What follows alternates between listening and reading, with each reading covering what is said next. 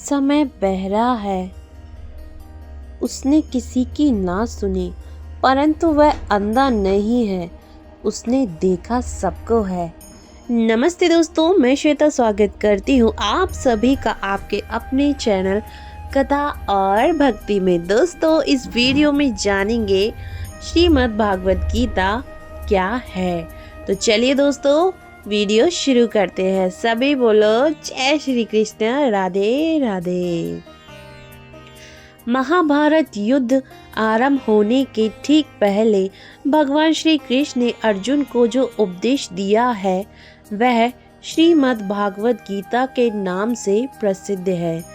यह महाभारत के भीष्म पर्व का अंग है। गीता में 18 अध्याय हैं और 700 श्लोक हैं, जिसमें उपनिषद और ब्रह्म सूत्र भी सम्मिलित है। भारतीय परंपराओं के अनुसार गीता का स्थान वही है जो उपनिषद और धर्म सूत्रों का है। उपनिषदों को गौ, गाय और गीता को उसका दुर्ग कहा गया है। इसका तात्पर्य यह है कि उपनिषदों की जो अध्यात्म विद्या थी उसको गीता सर्वाश्व में स्वीकार करती है। उपनिषदों की अनेक विद्याएं गीता में हैं, जैसे संसार के स्वरूप के संबंध में अश्वत्थ विद्या, अनादि अजन्म ब्रह्म के विषय में अव्यय पुरुष विद्या, पराप्रकृति या जीव के विषय में अक्षर पुरुष विद्या और अपरा प्रकृति या भौतिक जगत के विषय में क्षर पुरुष विद्या। इस प्रकार वेदों के ब्रह्मवाद और उपनिषदों के अध्यात्म, इन दोनों की विशिष्ट सामग्री में गीता में संविष्ट है। उसे ही पुष्पिका के शब्दों में ब्रह्म विद्या कहा गया है। श्रीमद् भागवत जी के अध्यायों का संक्षिप्त परिचय। अर्जुन विषाद योग, सेना का सैन्य निरीक्षण, संख्या योग, गीता का सार, कर्म योग, ज्ञान कर्म संस्याग योग, दिव्य ज्ञान, कर्म संन्यासन योग, कर्म वैराग्य योग, आत्म संयम योग, ध्यान योग, भागवत ज्ञान की प्राप्ति, भगवान की कृपा, अक्षय ब्रह्म योग, ज्ञान विज्ञान योग, राज विद्या, राजगुह, परम गुप्त ज्ञान, विभूति योग, श्री भगवान का ऐश्वर्य, विश्व रूप दर्शन योग, विराट रूप, भक्ति योग, क्षेत्र क्षेत्रज्ञ विभाग योग, प्रकृति पुरुष तथा चेतना गुण तत्व विभाग योग, प्रकृति के 3 गुण, पुरुषोत्तम योग, देवासुर देवी तथा असुरी स्वभाव, श्रद्धा के विभाग, मोक्ष संन्यास योग, उपन्यास संन्यास की सिद्धि। ब्रह्म पुराण के अनुसार मार्गशीर्ष शुक्ल एकादशी का बहुत बड़ा महत्व है। द्वापर युग में भगवान श्री कृष्ण ने इसी दिन अर्जुन को भागवत गीता का उपदेश दिया था। इसीलिए यह तिथि गीता जयंती के नाम से भी प्रसिद्ध है और इस एकादशी को मोक्षा एकादशी भी कहते हैं। भगवान ने अर्जुन को निमित्त बनाकर विश्व के मानव मात्र को गीता के ज्ञान द्वारा जीवन विमुख बनाने का प्रयास किया है। गीता नाम के अन्य ग्रंथ अष्टवक्र गीता, अवधूत गीता, कपिल गीता, श्री राम गीता, श्रुति गीता, उद्धव गीता, वैष्णव गीता, कृषि गीता, गुरु गीता। श्रीमद् भागवत जी बदलते सामाजिक परिदृश्यों में अपनी महानता को बनाए हुए है। इसी कारण तकनीकी विकास ने इनकी उपलब्धि को बढ़ाया है।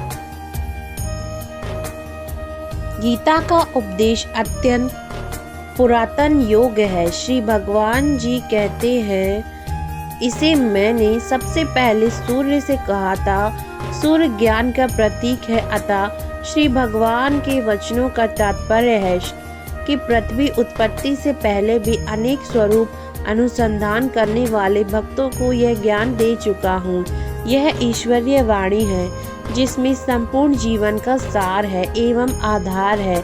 मैं कौन हूँ, यह देह क्या है, इस देह के साथ मेरा आदि और अंत क्या है, देह त्याग के पश्चात क्या मेरा अस्तित्व रहेगा, यह अस्तित्व कहाँ और किस रूप में होगा, मेरे संसार में आने का क्या कारण है, मेरे देह त्यागने के बाद क्या होगा, कहाँ जाना होगा। किसी भी जिज्ञासु के हृदय में ये बातें निरंतर घूमती रहती हैं। हम सदा इन बातों के बारे में सोचते हैं और अपने स्वरूप को नहीं जान पाते। गीता शास्त्र में इस सभी के प्रश्नों के उत्तर सहज ढंग से श्री भगवान ने धर्म संवाद के माध्यम से दिए हैं। इस देह को जिसमें 36 तत्व जीवात्मा की उपस्थिति के कारण जुड़कर कार्य करते हैं। क्षेत्र कहाँ है और जीवात्मा इस क्षेत्र में निवास करता है, वही इस देह का स्वामी है। परंतु एक तीसरा पुरुष भी है। जब वह प्रकट होता है, अधिदेव अर्थात 36 तत्वों वाले इस क्षेत्र देह को और जीवात्मा क्षेत्रज्ञ का नाश कर डालता है। यही उत्तम पुरुष ही परम स्थिति और परम सत्य है। यह नहीं देह में स्थित और देह त्याग कर जाते हुए जीवात्मा की गति का यथार्थ वैज्ञानिक एवं तर्क संगत वर्णन गीता शास्त्र में भी हुआ है। जीवात्मा नित्य है और आत्मा उत्तम पुरुष को जीव भाव की प्राप्ति हुई है। शरीर के मर जाने पर जीवात्मा अपने कर्म अनुसार विभिन्न योनियों में विचरण करती है। गीता का प्रारंभ धर्म शब्द से होता है तथा धर्म के 18वें अध्याय के अंत में इसे धर्म संवाद कहा गया है। धर्म का अर्थ है धारण करने वाला अथवा जिसे धारण किया गया है। धारण करने वाला जो है उसे आत्मा कहा गया है और जिसे धारण किया है वह प्रकृति है। आत्मा इस संसार का बीज अर्थात पिता है और प्रकृति गर्भ धारण करने वाली योनि अर्थात माता है।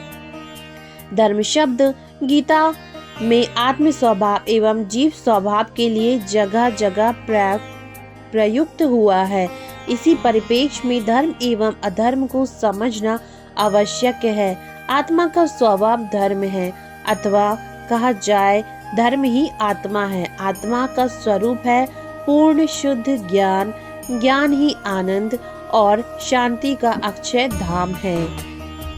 इसके विपरीत अज्ञान अशांति कलेश और अधर्म का घोतक है।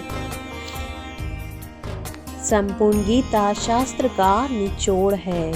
श्रीमद् भागवत गीता का महत्व आध्यात्मिक मार्गदर्शन, जीवन की चुनौतियों का सामना करना, आत्मज्ञान और मोक्ष, नैतिक और अनैतिकता। श्रीमद् भागवत गीता भारतीय धर्म दर्शन और संस्कृति का एक महान ग्रंथ है।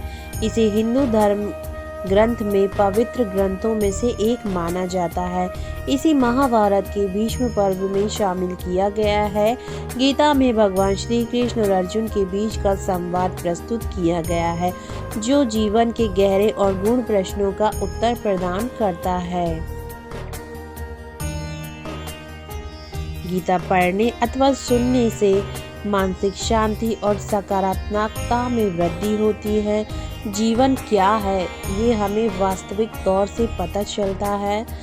अगर आप विपरीत परिस्थितियों का सामना कर रहे हैं अपने जीवन में या हारा हुआ महसूस कर रहे हैं या आप किसी ऐसी परिस्थिति में फंस गए हैं जहां से आप निकल नहीं पा रहे हैं तो आपको श्रीमद् भागवत गीता पढ़ना अथवा सुनना अवश्य चाहिए। ये आपको विपरीत परिस्थितियों का सामना करने में सहायक है। आपको आत्मज्ञान प्राप्त कराता है, आपको आत्मबोध देता है कि आत्मा क्या है, आप वास्तविकता में क्या हो।